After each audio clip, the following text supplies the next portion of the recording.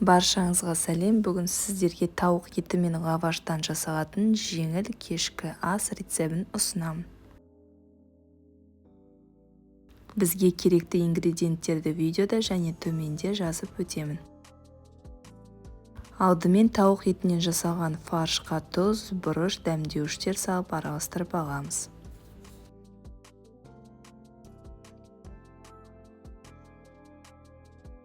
Лавашты алып, салмасын салып, жайып шығамыз.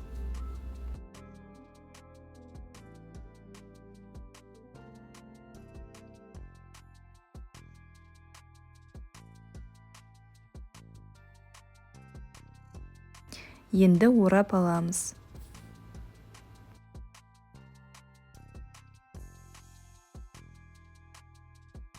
Видеодағыдай бөлшектерге бөліп аламыз.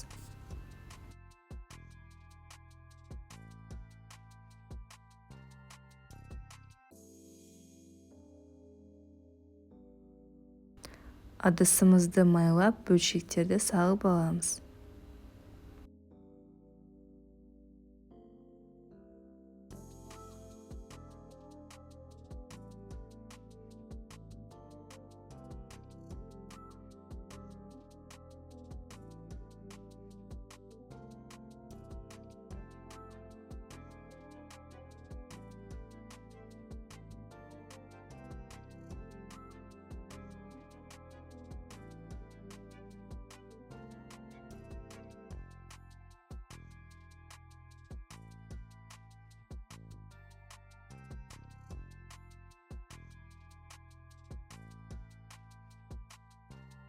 Жұмыртқа үстінен ірімшік салып араластырып аламыз.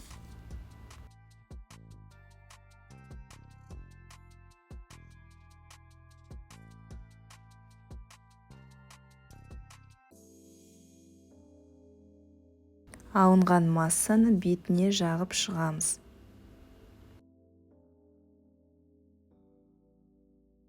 «180 градус қызып тұрған духовкада 30 минут пісіріп аламыз.